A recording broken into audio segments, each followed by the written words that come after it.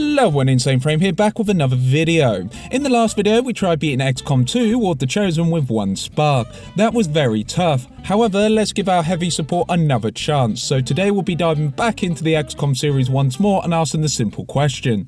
Can you beat Xcom enemy within with a single mech? Now, unlike Ward the Chosen, mechs are changed slightly. In this game, you have to convert existing soldiers into mechs. However, depending on the class converted, depends on the ability we'll unlock. And on top of that, mechs can't unlock psychic abilities or be genetically modified.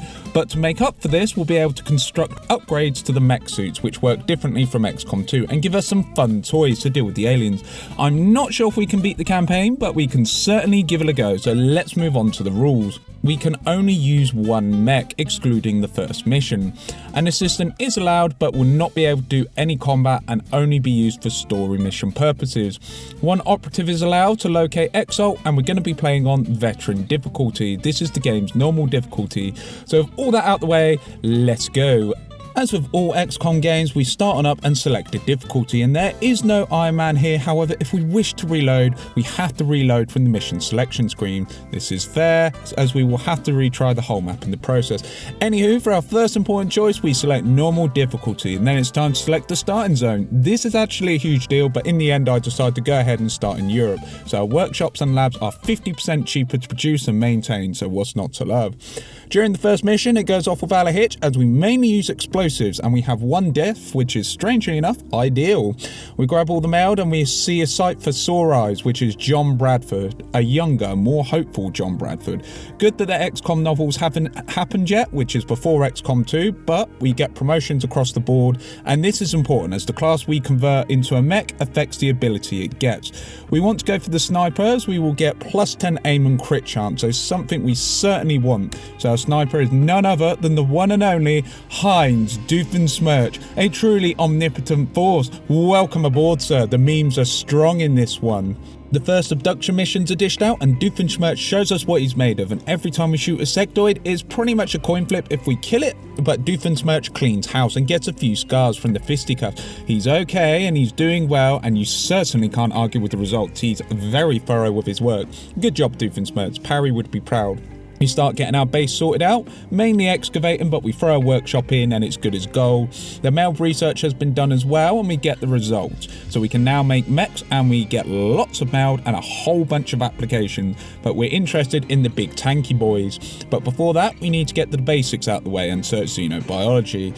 We then sight our first UFO, and whilst Bradford is a static that we shot it down, Doofenshmirtz is unfortunately out for 2 more days, so we can't really do anything here. However, the terrific trio gather round after our research is complete and want us to capture and interrogate a live alien, which we certainly want to do before we convert Doofenshmirtz into a mecha. We get more missions, and we decide to go for cold hard cash, but we get 2 medals, and the urban combat medal gives us plus 5 aim whilst the enemy is in full cover. Very, very nice. And the second one, we decide to go with our soldier never panicking if allies are killed. He's looking extremely stylish now and that much more badass. And it shows when we do the second mission once again. Doofenshmirtz's experience with roughhousing with Parry the Platypus and Peter the Panda has really paid off, as he is kicking serious ass with grenades and explosives. They are absolutely shocking results and accurate shots to die for, all in a day's work. The base is beginning to take shape, and we launch a satellite over the United Kingdom, and the council seem to be happy with our progress, so good stuff, as we need the cash. Heinz Doofenshmirtz gets his Surgeonator ready and commences the operation.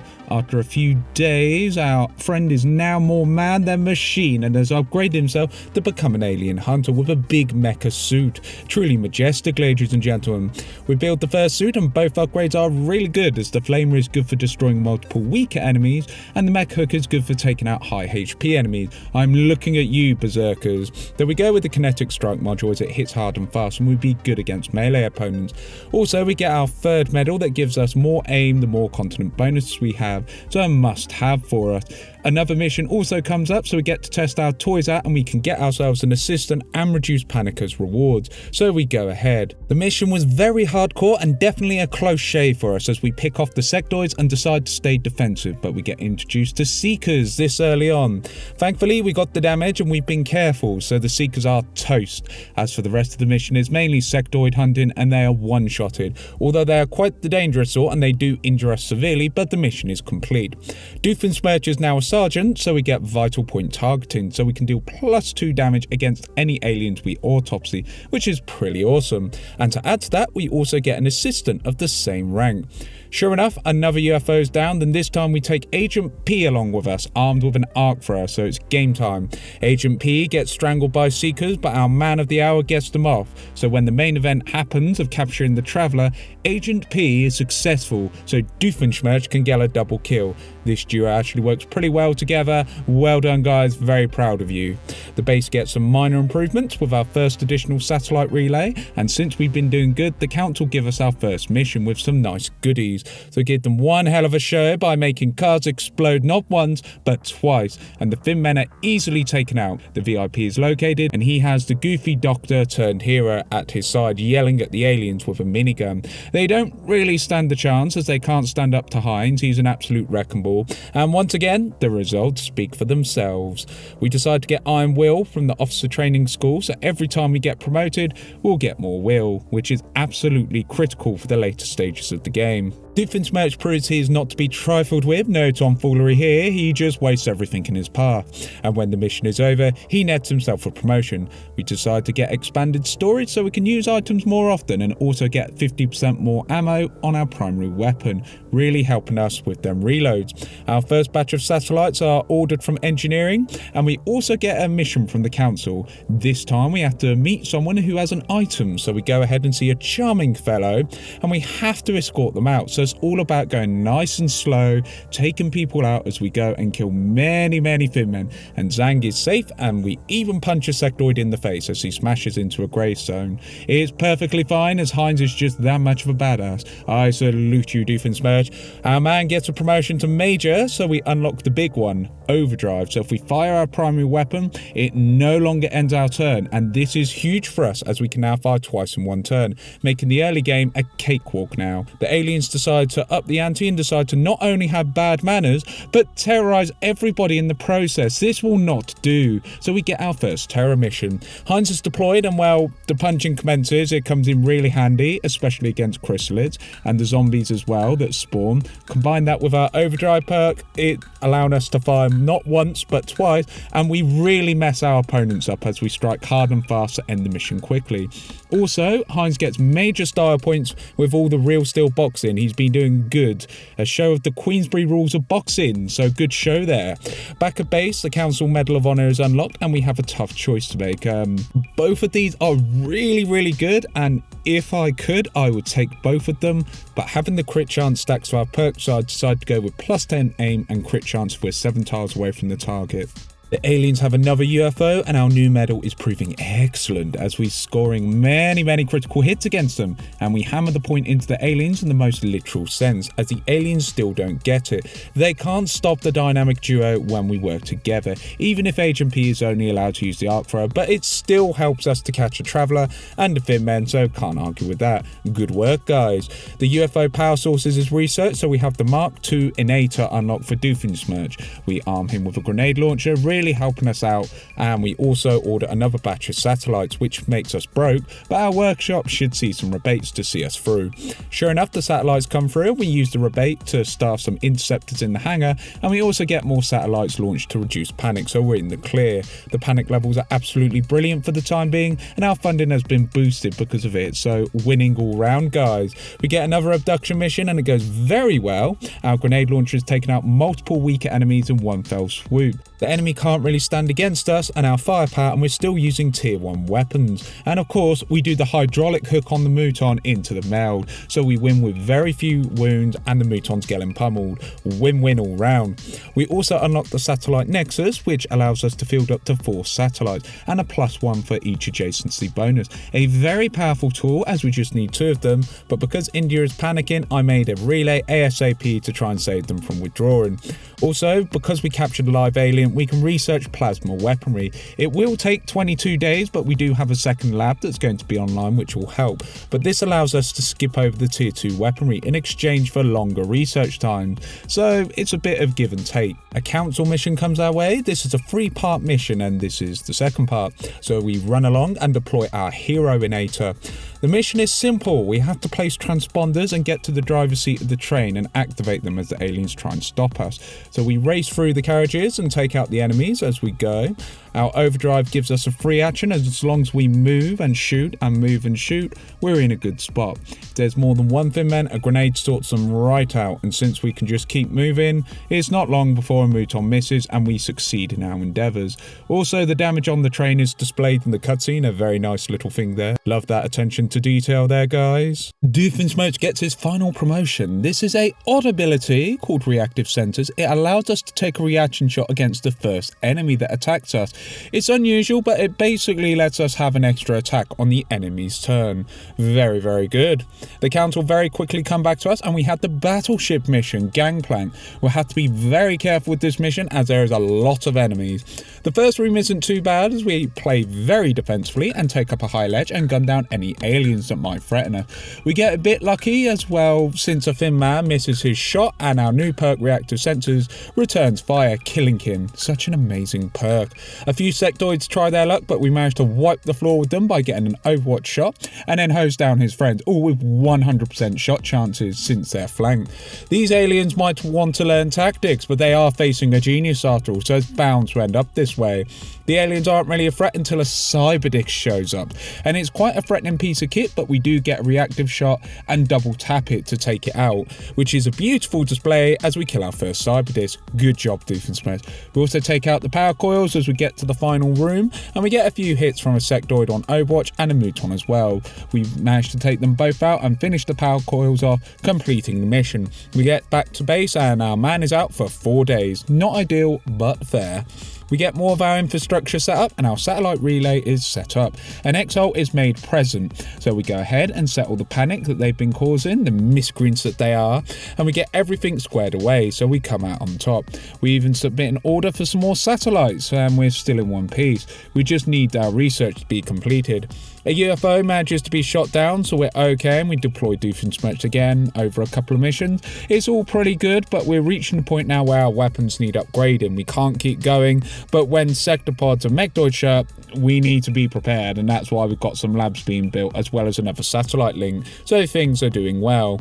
We get abduction missions and we decide to go for the engineer reward. So when deployed, a Mouton gets thrown through a window and into the side of a truck. We also go around shooting flyers as we're still a force to be reckoned with, and the enemies here aren't too bad for us, and once Doofenshmirtz is through with them, we get a large UFO that takes 2 of our interceptors to bring it down, but I decided not to pursue the crash site as the enemies here will be no pushover, so it's best to avoid it for now. However, we have access to heavy plasma research, so let's go tier 3 weapons for the win. Let's go! We also come for the Mech Close Combat Foundry project, as it will give us a free action when punching people as our first action and improve its damage, so always good. But Exalt once again wishes to drain our funds. At least they're not causing panic, but soon we'll crush them. Speaking of which, the long-awaited heavy plasma is researched, and we can now use our tier 3 weaponry, the particle cannon, so we can pretty much take anything on now. The council have a mission for us to escort somebody, and panic reduction is always welcome, so we get to it. And we try out our cannon, and it absolutely wrecks the aliens and tears them a new one, really ripping into them. This is just excellent. Thank you, Dr. Valen and Dr. Shen, for the new toy. I mean, when you one-shot a Cyberdisc, you know a weapon is really good, and destroying 2 in a row, what's not to love, especially now in the mid-game. So goodbye Cyberdisc, your autopsy made it possible to one-shot you with vital point targeting. Unfortunately, the United States are now in the utmost panic, and they soon withdraw from the Xcom project, making it our first country to pull out of Xcom. It's a shame, but fair enough, the USA. It's not all doom and gloom as we get the Titan armor reset, and this allows us to upgrade to the Mark III in ATA, and we go for the proximity mine as our upgrade, making ambushes and defensive play extremely viable, and not to mention huge explosions, so yes. We get Exalt trying to bother us, and they are in for a rude awakening as we just demolish them in the mission. And the mines are actually really helpful for locating and destroying the enemy. Also, we go ahead, just simply retreat, and our intel is fairly useful as the Exalt base is not in Asia. Very useful to know, but our operative is sent straight back out into covert ops, and Agent Candice is doing a valiant effort here. Also, the satellite nexus begins construction, so things are on the up and up. We also get the Fusion Lance research, our aircraft will be unbeatable in the skies. However, we need to research the Firestorm aircraft to equip it, but we only need some weapon fragments and we're there. Excellent stuff. Exalt are on the receiving end once again from us as we just waste them left, right and centre, and when we're finished we get -1 panic in Australia and 100 buckaroos. We know that Exalt base is not in Nigeria, so fair play game, very specific I guess, but our operative is promoted to lieutenant. We customise him to be Agent Candice, and let's hope she doesn't tell anyone of her position in Xcom. It's that time of the story mission where we have to assault the alien base, and once the key is made we walk right on in. The initial forces aren't too bad as we get a cheeky mine deployed on a berserker and his assistant. That's 2 for the tally, and as for the berserker, he moves next to us so we can one-shot him in melee, really helping us out. There's a second patrol of Mutons, they lay some damage on us, but 1 turn later we manage to gun both of them down. 1 shot, 1 kill, all good stuff. We see a large area and we see the sound wave, so we use our explosives to damage a Megdoid and his fellows. He's not happy, so gets met with an Overwatch shot and a second shot to finish him off, so it's all good. We also decide to deploy a landmine opposite the Megdoids group, and sure enough 2 Mutons just end up on the chopping block, so it's all good. We explore around and I hear chrysalids, so prepare accordingly with another landmine and setting up a good position and ending with a punch to the face, which just feels so good, punching chrysalids in the face. The last room, we take up a defensive position and our landmines wipe out a Muton. These things are so useful, I can't even tell you how great they are. Anyway, a Megdoid gets hit and they thankfully miss us, so reactive sensors go off and we kill them. And sure enough, with the big threats dealt with, we clean up by overwatching and killing the remaining aliens. So the mission is complete with 22 kills. Not too shabby at all. John Bradford's naivety gets the best of him as he celebrates a so-called victory. But Dr. Varlin knows better, and we both know that the fight isn't over yet. If not for my sanity, then on my honour as a YouTuber, we will take these aliens out with Dr. Doofenshmirtz and Agent Candice. Okay, that's one of the weirdest sentences I've said in my YouTube career, but it's true. So we have a few loose ends to clear, and one of them is Exalt. However, panic does decrease worldwide by 2, so all of our panic warriors are over, and that will give us some breathing room. We also do some research, and Dr. Varlin warns us of the sectoid commander. And once the autopsy is complete, we unlock the psychic chamber and begin construction immediately, as we're almost at the end game now. Exalt give us a very easy operation, as we just have to hack the relays, and one of the relays is right at the start. So Captain Candice manages to hack the relays no problem, and Doofenshmirtz just smokes anyone who comes on by, flattening them and burning them alive. When the mission is over, we know Exalt is not in Africa, so there's 4 countries left. To have a 25% chance of locating the base, so I decide to accuse England, and God forbid if this is the case. Okay, Exalt have made this personal. They will be brutally destroyed. How dare they set foot in the land of Yorkshire, and what the actual heck? Okay, it's time to put an end to this once and for all. These assholes are going to face Heinz Doofenshmirtz in one final battle. So Heinz goes in and he's going to destroy them without mercy. So we wait at the front door like civil folk and overwatch our first evildoer. They do not get treated lightly as they have already lost some of their number. We then gun down the other 2, so 1 patrol down. We get in, we see quite a lot of ill-mannered people and thin a couple of their numbers out before breaking line of sight. We can't lose this, as it is for the tea after all. So after overwatching another, it gets silenced, and for their awful behaviour in the land of tea, we decide to use our jet boots to go up high. We manage to gun down another, and in return we do get hit, but the villain gets a slap of reality from an energy cannon. Another patrol gets a rude awakening. They're just lucky that I'm not there with the powers of tea destroying them. We decide to use some landmines in the base to set it on fire with a grenade to spark it, and it goes off very, very well. Afterwards, the Exalt get another of theirs down, and then the last Exalt unit is destroyed. Once that's over with, we burn down this monstrosity, horrifying building that would dare to stop the tea, and they paid the damn price for it. So burn in hell, Exalt. Burn in hell. Anyway, when that's all taken care of, we get some abduction missions, and we decide to go ahead. It's mainly some cyberdicks, one that just gets shot at, and also a couple of thin men, but when that's done, I kind of forgot to start building the side chamber, so we get that sorted, and the satellite nexus is finally complete. And my, is that a beautiful thing. Everywhere apart from the USA now have satellite coverage, almost complete world coverage, but I do hope our friends from across the pond are okay. But we now get all the continental bonuses, but we've already got all the autopsies and the useful things in the training school, but it's nice to have nonetheless. But it's time to get the hyperweave researched and progress into the endgame now. Once it's researched, we start building the facility to get us into the end stages. However, we get the infamous base defense mission where the aliens assault the Xcom base. And this is it, ladies and gentlemen, our battle to decide if this run is where we fail or if we can carry on. So let's go. For this mission, we do have additional units, however, rather than use them, I'm simply going to end my turn, which gives me no control over them. I can still use Doofenshmirtz and Agent Candice, but Agent Candice won't be able to do anything besides running around, meaning Heinz has to do all the fighting. So when we begin, a landmine is set off in the centre, and we take firing positions on the first floor to try and use as many attacks as possible on the enemy to do as much damage as possible against them, and take them out where we can whilst falling back. And then we get the part of the plan that makes all of this possible. We need to take the back of the landing pad, so one well-placed mine takes out a lot of the airborne units, gaining us a foothold, as rather than face all the aliens at once, we can defend this area and let them come to us, as we can't take multiple mechdoids, so we eliminate all immediate enemies and fall back to where all the flies were spawning. Now it's just playing the waiting game and using whatever we have to fend them off. We get a few tough enemies come towards us and we destroy them one by one.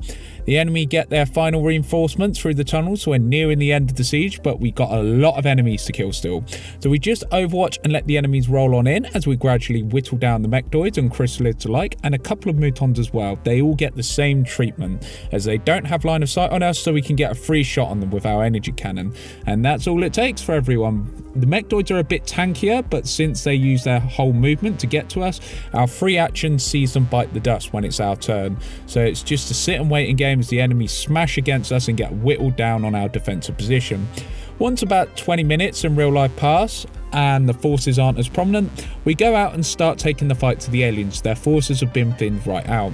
As I walk around, it becomes apparent we've taken out pretty much all of the aliens but a few, so we eventually find a muton, shoot them, letting us carry on into the late game.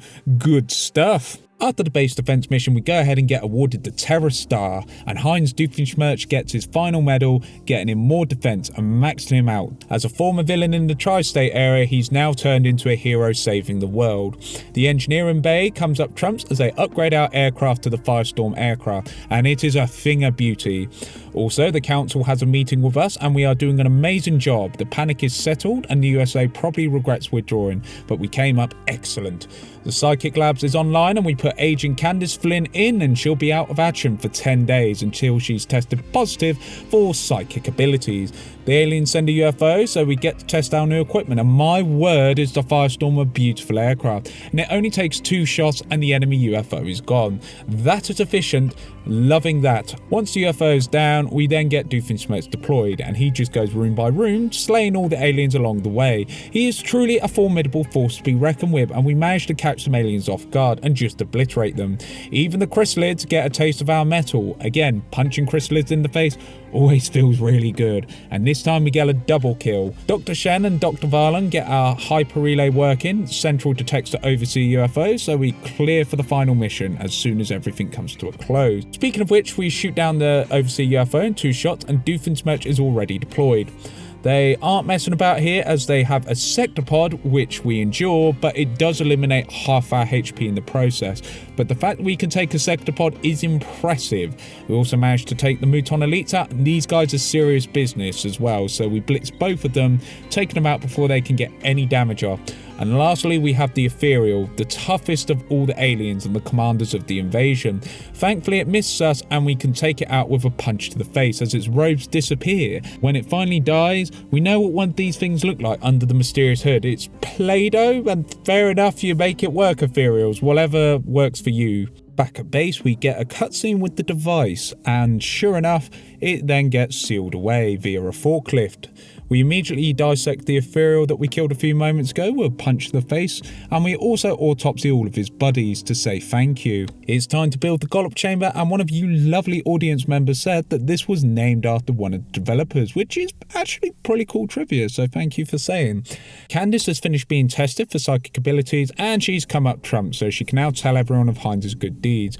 We get the Gollop chamber online, and we get Candice to interact with it in a cool cutscene. We now have access to the final mission on the aliens' temple ship, and with the final mission upon us on the temple ship, it's now been revealed. So this is it. It's time to deploy in the finale of this playthrough. We will have to take Agent Candice along with us. She will stay at the back next to Big Sky, and Dr. Doofenshmirtz will do this solo, so no help from our new psychic super soldier. So our first engagement isn't too bad, just some sectoids which we easily take care of, and a couple of side discs that we one-shot easily enough with some explosives to boot, and a final trigger pull, an easy round 1 victory, but more to go.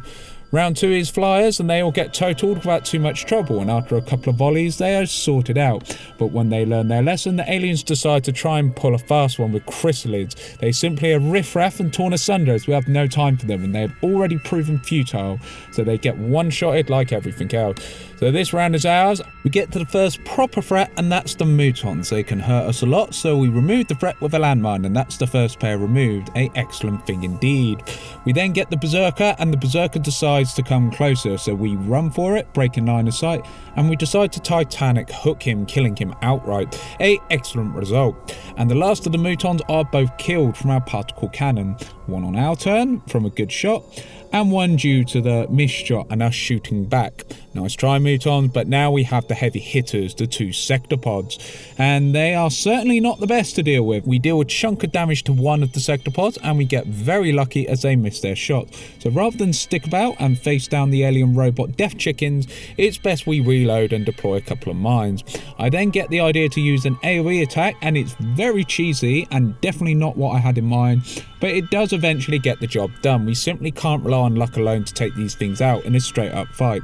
So this does the trick well enough, and we end up plugging the last sectopod. We get the guards to the final chamber as 2 Muton elites are waiting for us. They stray from their posts, so we get a couple of shots off, and on our turn we finish one off, missing a very good crit chance on both shots, but once the first Muton elite's down, the second one decides to start shooting us.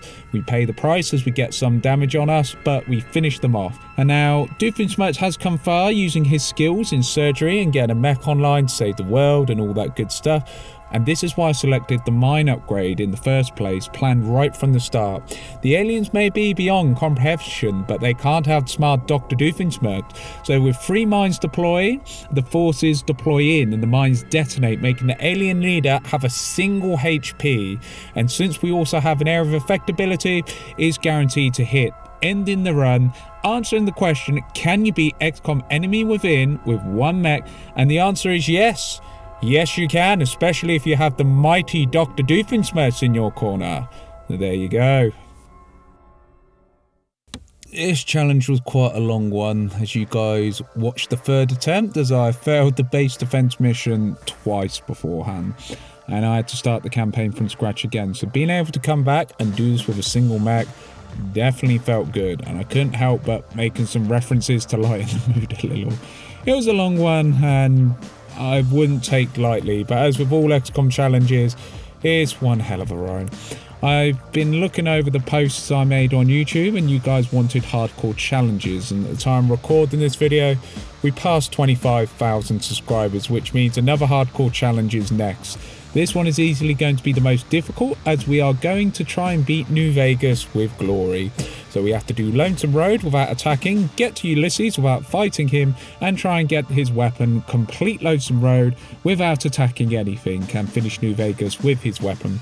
It'll be difficult, but hell, I'll give it a go and be a man of my word. So with all that, thank you so much for watching. Have a fantastic day. Like the video and all that good stuff. Subscribe if you're new, and I hope to see you in the next one. You guys are amazing. Have a fantastic day and a beautiful evening. You are all absolutely wonderful. This is Insane Frame signing off. Until next time, everyone, have a fantastic time. This is Insane Frame signing out. Have a good day, everyone.